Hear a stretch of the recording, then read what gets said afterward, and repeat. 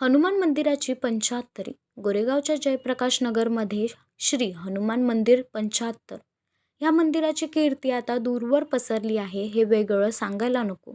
1949-50 मध्ये PS नायर यांनी या मंदिराची स्थापना केली व द्वारका संचालित श्री शंकराचार्य मठ या मंदिराची देखभाल करतात. विशेष म्हणजे या मंदिरात महाशिवरात्र, गुरुपौर्णिमा, रामनवमी, कृष्ण जन्माष्टमी व हनुमान जन्मोत्सव विशेष उत्साहात साजरे केले जातात. तसेच आता 1 ते 5 जून दरम्यान काही खास कार्यक्रम आयोजित केले जाणार आहेत. यासाठी आणि एकूणच मंदिराच्या विकासासाठी निधी जमा करण्यात येत आहे. भाविकांकडून सढळ हस्ते सहाय्याची अपेक्षा आहे. यासाठी 9869029694 या नंबरवर कोणीही संपर्क साधू शकतो. तो मैं इनका परम पिता हूँ। तो सारी सृष्टि के लोग अपने वास्तविक स्वरूप को समझें, मुझे समझें, मैं कौन हूँ। ये जाने दृश्यमान जगत को जानते हैं और दृश्यमान जगत का जो रचयिता है उसको नहीं जानते। जगत के प्रपंच को जानते हैं और जगत के रचयिता को नहीं जानना चाहते। जगदीश्वर को नहीं जानना चाहते। जगदीश्वर को नहीं जानना चाहे, लड्डू खाना चाहते हैं, लड्डू बनाने की पद्धति को नहीं जानना चाहते। कैसे गन्ने में रस आता है, कैसे शक्कर बनती है, कैसे शक्कर का निर्माण होता है, कैसे चाशनी का निर्माण होता है, कैसे बेसन का निर्माण होता है, कैसे अग्नि में उसको गर्म किया जाता है, कैसे लड्डू का निर्माण होता है, ये सब नहीं जानना चाहिए।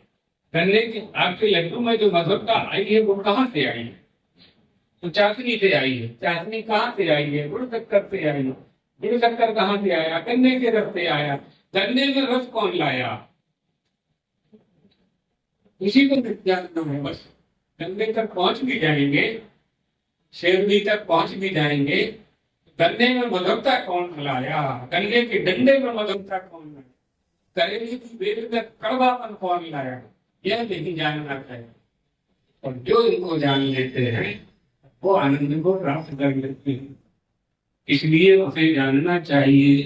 क्यों जानना चाहिए? जैसे पुत्र पिता को जानता है, बेटी माँ को जानती है, बेटा बेटी माता पिता को जानते हैं, शिष्य गुरु को जानता है, सोनी सुनार को जानता है, लोहार लोहे को जानता है। इसी तरह से तुम्हें जानना चाहिए सारी सृष्टि का रचयिता कौन है।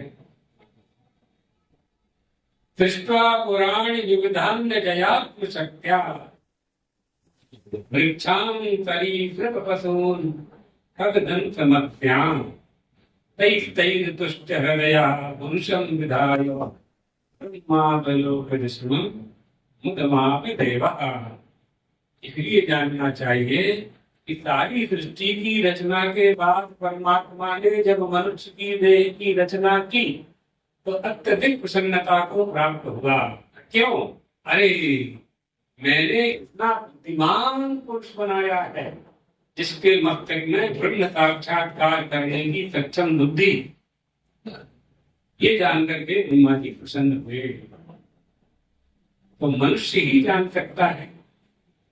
इसलिए भगवान की मनुष्य से अपेक्षा होती है कि ये हमको जाने, हमें माने और हमारा सम्मान करे। भगवान के सम्मान करने में कोई पैसा लगता नहीं है।